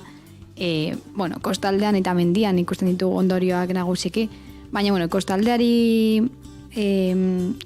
kostalderekin hasiko naiz, izan ere munduko 10 turistatikan 8 kostaletara abiatzen dira. Eta hondartzetan izugarrizko kutsadura sortzen du. 10 turistetatik 8 kostaldera joaten da? Bai. Wow. Jo, pentsa, Enuen datu hori ezagutzen, interesgarria iruditzen zait. Nik behin beste agian hau irratian kontatu dut, ez dute gaur hitz egin dugu dagoeneko suizidioaren inguruan, eta jarraituko dugu hitz egiten, hori izan helburu ez, hitz egin behar dela suizidioaz. Hori da. Behin beste kontatu dute, Cancunera egindako bidei batean 2008an, ni Mexiko nebilen lanean, Cancuneraren laneagatik joan nintzen, eta bertan bazan kazetari aleman bat ikerketa bat egiten ari zena, Cancunek bazuelako Mexikoko eta Amerika Latinako suizidio tasarik altuenetako edo altuena, eta hasiera batean oparotasun giroan imaginatzen dugun lurralde batean hori gertatzea nahiko gauza arraroa zen, ez? Eta bere ikerketak bazuen soziologikotik, baina bazuen oso psikologikotik edo psikosozialetik, eta hortze bienez erakutsi nahian bazegoela trauma psikosozial bat Cancuneko biztanleen artean turismoak berak sortu zuena. Cancun erabat eraldatu zen, 35-40 kilometroko itxasertza hotelez bete zen, eta bertan kapital atzerritarra zegoen, eta horrek ze sortu zuen menpekotasun sozioekonomiko bat, Cancungo edozin biztanle, turistaren kapital atzerritarraren pean bizi zen, ez? Eta horrek, menpekotasun horrek, zapalkuntza pertzepzio horrek urtetan, bizpahiru hamarkada baziren dagoeneko, sortu zuen, halako trauma psikosozial bat, beste faktore batzukin lotuta ziurrenik, noski, gozak ez dira beti hain simple, sortzen zuena Cancunek alako suizidio tasa altua izatea. Beraz, eragina ekologikoa bada, ekonomikoa bada, mota askotako eraginak sortzen ditu, eta noski sortzen ditu orokorrean, kostaldean, ze barrukaldeak, beste hainbat espazio, ez ditu guztiatu, ez? Pentsa, Espainiar hegoaldera jota eta Levant ingurura jota ere, ze astakeria ez diren egin itxasertzetan, eta hain urruti joan gabe, Euskal Herrian ere, badira, ez? Itxasertzetik gertu eta favore politiko eta ekonomikoak tarteko sortu diren eraikuntzak, beraz. Ia zaila da turismoari bere onurak topatzea edo bintzat onurak oreka batean jartzea, ez?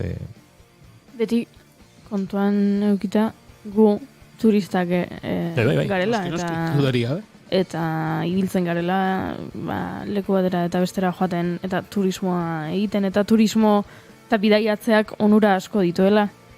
Beraz horregatik diot oso gai konplexo iruditzen zaidala. Nepalekoa, Butaneko adibidea hor dago, nik beti txikitatik Pantera Arroxaren bideojolas batean Butan ezagutu nuenetik. Beti urtero esaten dut, Butanera joango naiz. Butanen sartzea oso zaila da. Ez dituzte, muga dago, ez dituzte turista, ateak zo ezabalik nahi adina turista joateko, ez dakit oraintxe bertan muga zenbatekoa den, baina badakit, muga edukitzeaz gain, dirua ere tasa badagoela, eta ez dela, ez dakit Pariseko 2 euroko tasa bezalakoa, da egunean 200 eta 150 euro. Ordaindu behar dituzu, eta horrek ez du barnean hartzen, ez hotela, ez bazkaria, ez garraioa, ez. Oso kontzientzia sozialistatik onartzen dela turismoa. Zu bazatu zona, baina ongizate hontan eragin bat izango duzu. Eta 250 euro eguneko eta pertsonako diru asko dela. Eta pentsatzen dut, begira, horri esker lortu dute Butanen mantentzea gauza asko, eraikinak, sinesmenak, gastronomia, dena oso gutxi aldatu da azkeneko mendeetan, eta beraiek diote, honi esker izan dela, ez? Turismo masiboa ekiditea lortu dutelako, baina gero pentsatzen dut, 250 euro horiek zeinentzatoaz. Eta horrek ere zalantzak sortzen dizkitze pentsatzen dut, ez balin baduaz, herritarrentzat eta gero han eskuzabalik hartuko zaituen jendearentzat, horrek ere sortzen dizkit. Baina nik uste hor dagoela gakoa, ez? Zuke imaginatzen baldin baduzu, horrelako eredu ez dakit soziodemokratiko bat, esango dugu. Butanen egitura politikoaren inguruan beste batean jardun genezake, ze horra ere iritsi eta Ulises sindromea bizitzeko arrisku handia dago, ez da espero dezakegun, imagina dezakegun bezain zoragarria dena, baina entzuleak kokatzearen ez badu ezagutzen, Butanek badu ezaugarri oso konkretu bat, eta asko azpimarratzen dena da, zoriontasun brutoa edo per capita, zoriontasun neurritan eta ez kapital edo diru kontutan neurtzen dula herrialdearen oparotasuna, ez? Nik uste horrela behar duela, alegia pakto sozialean sinisten baldin badugu eta baldin badago onarpen bat ongizate sistemaren bermatzearen inguruan, turismoak duen inpaktu ekonomikoak ezin duela egon hotel kate erraldoi baten esku, edo jatetxe kate erraldoi baten esku, edo kapital atzerritarran oinarritutako turismo ereduetan. Beste gauza bada, konfiantzarik badagoen, gobernu baten, kudeak eta zuzenean, eta, uste dut paktu soziala ere hortan oinarritzen dela. Honek, ez da bai da ezakegu asko honen inguruan, baina niretzako hor dago alde nagusia. Butanek edo beste herrialdek turismoari zartzen dizkioten zergak gobernutik kontrolatzen ditu, suposatzen da, eta horrela behar luke behintzat ustut hori dela turismo eredu onuragarriena, gerora horrek izan dezan eragin bat gizartearengan eta honen ongizatean, eta egon daitezken kontrol neurri batzuk turismo horrekiko, eta ez, guk ezagutzen dugun eredu erabat neoliberala, nun hotelkateak badoazen, hotelak zabaltzen, Donostiako hiriaren adibide bada, ez da bakarra, baina gien Euskal Herrian nabarmenena, eta kontua da etekin ekonomiko hori zeinen eskutan dagoen, eta etekin ekonomiko hori ez dago herriaren eskutan. Are gehiago, etekin ekonomiko horrek egiten du desoreka zabaldu eta herritarra kanpotiar bihurtu eta herritarra hiritik kanpora behartu, ez? Uste dut, hor dagoela pixkate pelikula, txapaina itzen ematen. Orain txesan dezun horrekin, gogoan dut orain, Twitterren irakurri nuela pandemia garaian, Donostiko partezarrean bizi zen donostiar baten aria, eta berak jartzen zuen nola gauza asko berreskuratu genituen pandemian, beste gauza asko galdu baita ere, baina berreskuratutako gauza horien artean berak esaten zuen zegoela partezarreko hotxak. Eta berak esaten zuen, karo, nola pandemian ez zegoen turistarik, hasteko etxe asko utxik zeuden, ze partezarrean asko dira turismorako apartamentuak. Ofizialki aitortzen direnak baino askoz gehiago. Hori da. Eta berak esaten zuen, entzuten ari naiz, nola? Nere eraikineko, ez dakit, laugarren pixuko bizilaguna lekak egiten ari den. Eta sukaldeko txak entzuten dituen, eta ozkailua entxufatuta dagoela entzuten dut. Horrelako soinuak, eta edo txakurrak beste alde egin diola ondoko eraikineko lehenengo pixuko bizilagunari. Eta aztuak zituela, hotxe horiek, ze normalean Donostiko partezarreko testu inguru sonoroa dagoeneko ez da hori. Dudario,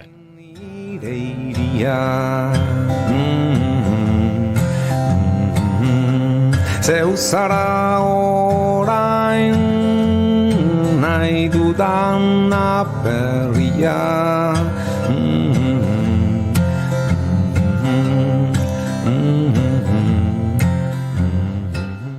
Eta kostalda aipatu dugu, baina nire ustez ezin dugu alde batera utzi mendia. Nik hain gogoko dudan mendia, baina udan turismoa ere asko ikustezakegu mendian. Eta, neurrien inguruan aritu gara, eta aipatu nahiko nuke, Nepalgo gobernuak 1983 urtetik aurrera, hainbat neurri hartu zituela mendiak txukunago edukitzeko. Esaterako garbiketa espedizioak antolatzen zituen, edo eta $4,000 isunak ezartzen hasi zen, kutsadura ekiditeko. Zer iruditez ezkizue olako neurriak jartzea mendian? Guztiz beharrezkoak, ez? Burura etorri zait, Everesteko irudi hori duela urte pare batekoa, batean Everesteko gailurrean hilaran supermerkatuko kutsadan ongo bazina bezala, eta hori beldurgarria iruditzen zait, irudi hori ez dakit. Amesgaizto bateko irudia iruditzen zait. Eta isuna jartzea mendia zikintzen duenari, noski baietz. Nik isuna jarriko nizkioke, orain bertan estudio horretik pasaden gizonari zigarroa bota duelako lurrera. Horri ere, €4,000 isuna jarriko nioke. Bai, eta gero mendian Everesten kasuan hor atera zen bere garaian zurrumuru bat, ez dakit zurrumurua baino gehiago ere izan zena, Everesteko oinarrizko kanpamentuan hotel bat eraikitzeko proiektua edo ideia bazegoen, eta horrek nolabait ere erakusten du, ez? Batzuek mendirako ere ze eredu edo ze turismo eredu daukaten, eta oso urrutira joan gabe, hemen Pirineoetan ere, urtengo udan zehar eta ikusi ditugu, Oker-Espanago Aragoiko gobernuak hartutako neurri batzuk, ezpazen kanpinetan edo horretarako egokitutako aparkalekuetan, mendi inguruetan eta ezin zela gaua furgonetan edo autokarabanan igaro, eta horrelako neurriak ere, azkenean guk dugun jokabidearen ondorioz edo hartu beharreko neurriak izango dira, ze askotan gertatzen da ez, diru kopuru bat ordaintzen dugu, ez dakit Nepal aldera edo trekking bat egitera edo Alpetara edo dana delakora joateko, eta behin iruditzen zaigu diru kopuru hori ordaindu dugunean, dana libre dela ez. Edo zertarako eskubidea dugula, bertan zer dagoen, nor dagoen eta nola dagoen bat ere kontuan izan gabe, eta horrela aurrera beharrean uste dut, atzera gehiago goazela. Zaindu beharreko erumoak dira, zalantzari gabe. Efemerideak gugan zauriak direlako norberak... Aipatu duzunaren arira, gehitu nahiko nuke, aste santu hauetan, Zugarramurdiko kobazuloak bisitatzen ibili nintzen, eta, nire aitak bertan lagun batu, eta arekin solasan aritu ginen, eta esan zigun, nazkatuta zeudela, egunero, zenbat auto, zenbat pertsona etortzen ziren kobazuloak bisitatzera, eta kobazuloetan dirua uste zuten arren, herrian, agian herrian beti ere zerbitzuetan eta baina nazkauta zeudela eta jasan ezina zela, egunero hainbeste pertsona hartzea beraienean. Esker hor gertatzen da ez, azkenean kudeaketetan ere masifikazioek sortzen dutela desoreka, eta askotan ere gizarte bezala ezkalela bat ere originalak ez, nora jo jendeak eta ara jo, eta hori izaten dira ez, gorakada ikaragarriak dituzten guneak, batean hau ikaragarri interesgarria da, bestea ez da gizer, eta denok, eta denok, ara, eta gure eskutan ere badago zerbait, Zugarramurdik kanpoko turismoa jasoko du zalantzari gabe, baina barnekoa ere bai asko. Zugarramurdi saturatu edo desorekatzen dugun asko ere euskaldunak izango gara, beraz, uste dut hor badagoela. Egia da, ardura norberaren badela, baina politikoki ardura ere badagoela, eta neurriak hartu behar direla hori kontrolatzeko. Nik Zugarramurdira banoa, ez dauka zergatik jakin beharrik Zugarramurdin arazo bat sortzen ari dela turismoa, izatez ez nekien, zuk esan duzun arte. Eta uste dut hor badagoela, ardura politiko bat. Ez dakitana, borondatea badagoen. Ze duela gutxi, badakit Donostiako udalan ere, Bilduk eskatu duela, hainbat auzok turismoak kaltetutako edo turismoak arriskuan jarritako izakera edo onartzea edo, hainbat auz hori onartzea edo aintzat hartzea izakera hori, eta badakit hori motel doala, eta Donostiako udalak printzipioz ez duela ontzat eman, ez? Beraz, badago, borondatetik ere zerbait uste dut, kudeaketa hauetan. Bere izerdia eskatu zuen. Nik uste dut leku bakoitzeko errealitatera egokituko den turismo iraunkorraren garapenaren alde egin beharko genukela. Eta horretarako, hausnartzen hastea ze turismo mota nahi dugun garrantzitsua dela. Eta gaurkoak nik uste agian balioko duela pixkanaka horretaz hitz egiteko ere. Izango ditu gaitzaki gehiago eta bilatuko ditu Goreti Ondo badera itzozu ere gaien aditu direnak, badira horrelakoetan jarruten duten hainbat elkarte eta aspaldi saiontara gonbidatzeko gogoare baditugunak, eta eurekin ere elkarbanatuko du beste hausnarketaren bate etorkizunean. Goreti hori jamitxelena, mila esker. Zuei. Gu bagoaz pixkanaka aurrera eta azken txampan ere murgiltzen, baina tira, orain Mikel Urdangarinen Iritik urrun kantu honekin, Margolaria diskotik autotutako kantu honekin egingo dugu aurrera.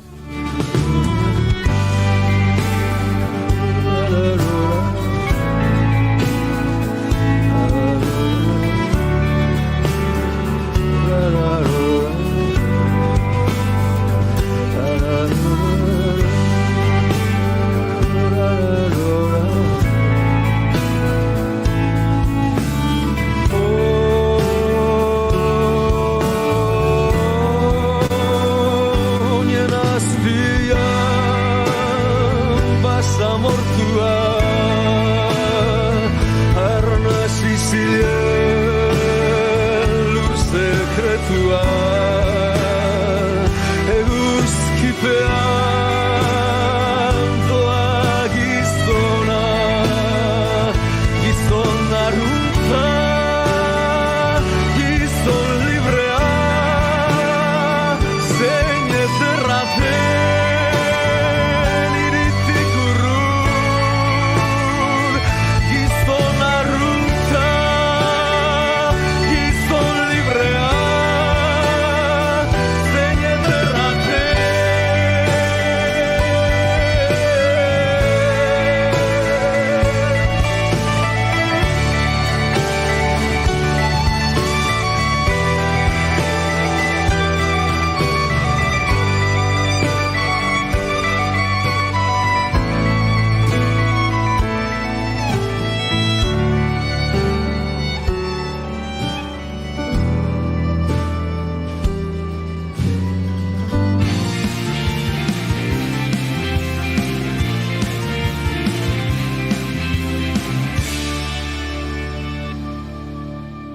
Bigarrenak ez direlako beti okerragoak, bigarren kafea.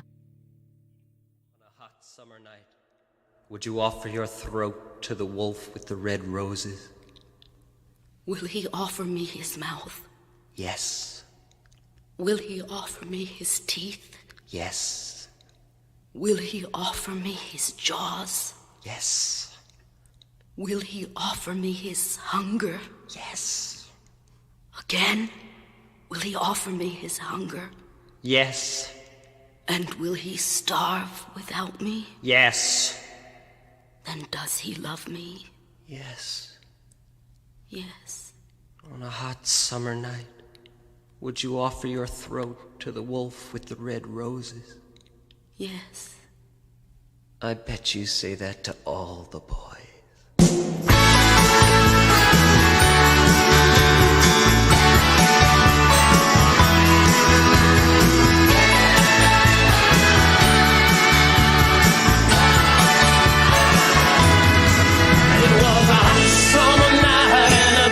Was burning, there was fog crawling over the sand. Oh, when I listen to your heart, I hear the whole world turning. I see the shooting stars falling through your trembling hands. While you were licking your lips and your lipstick shine. Horrelako gauza txunguak eta musikalki interesgarriak denetarik nazten zen Meatloafen bizitzan, 47an jaio zen gaurko egunez eta aurten urtarrilean hiltzen. Lan ikaragarriak, ahotsei dagokionez giro barrokoetara jo, rockaren dimentsio guztietan murgildu eta baita zineman ere, baina egia esan musikari bezala Bad Out of Hell, 1977an kaleratu zuen diskonek, iaia eklipsia sortu zion bere ibilbide guztiari. Horre, topatu zuen Todd Rundgren, Pensilvaniako gitarrista, kompositore, multiinstrumentista, produktore eta musikari erraldoia. Eta kuriosoa da, ze bere lan honetan Bad of Hellen topatu zuen bestea. Akaso onden komikilari eta undergroundaren lehenengo pauso horietan egon zen marrazkilaririk handienetakoa. Richard Corben berak egin zuen, hain ezagun izan zen disko honen portada. Hemen entzuten ari garen honek, You Took the Words Right. Ez zuen, alako... Right, eta bestiaren beste zatia utzi egingo dugu. Izenburua galdu zait. You took the words right out of my mouth. Hori da. Ez zuen, bere lan honetan arrakastarik handiena lortu, baina hauxe aukeratu dugu gorko saioaren azken minuto bekzuekin egiteko.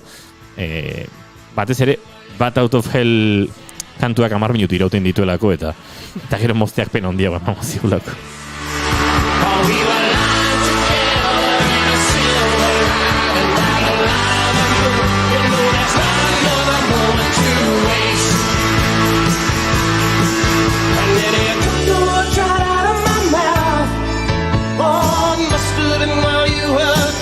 And me, you took the words right out of my mouth. Oh, when I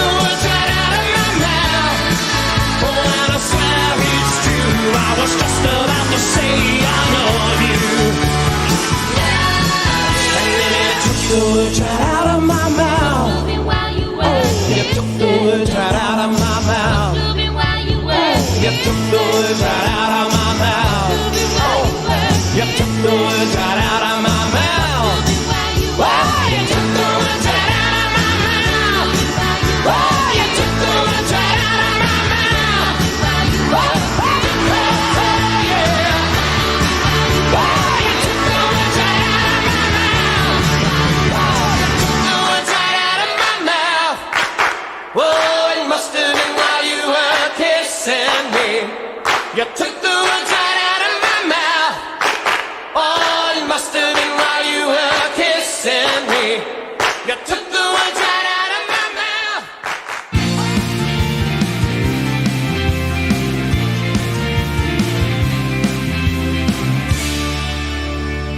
Bigarrenak ez direlako beti okerragoak. Bigarren kafea. Naiz irratia entzuten ari zara. Bilbo aldea, 92.2. Gasteiz eta Arabako Lautada, 91.5. Donostialdea, 93.8. Gernika, 96.7. Leitza, 95.1. Bortziriak, 103.1. Urola, 91.8. Goierri, 102.2. Legazpi, 94.6. Naiz irratia. Bilintz, zineaz jakinai ez duzun guzia. Gaur, Bilintzen Little Miss Sunshine.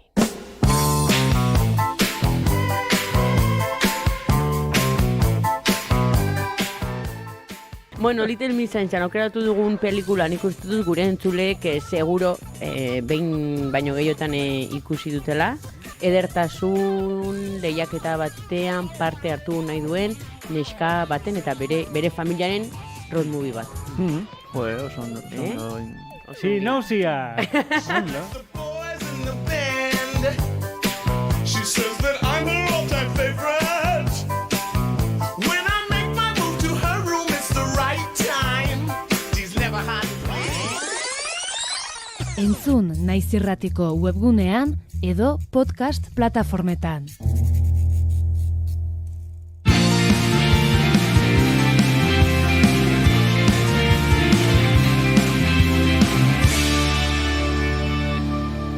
Eta gu bagoaz poliki azken segundo ditugu 6 bitartean 15 segundoko kantu batekin agurtuko gara. Julen Goikoetxea Orbegozo, horren arte. Aio. Goiuri Zeizarandia bihar arte. Eta zuri entzule bihar 4:00 hemen, Naiz irratian bigarren kafea. Keep calm and bigarren kafea.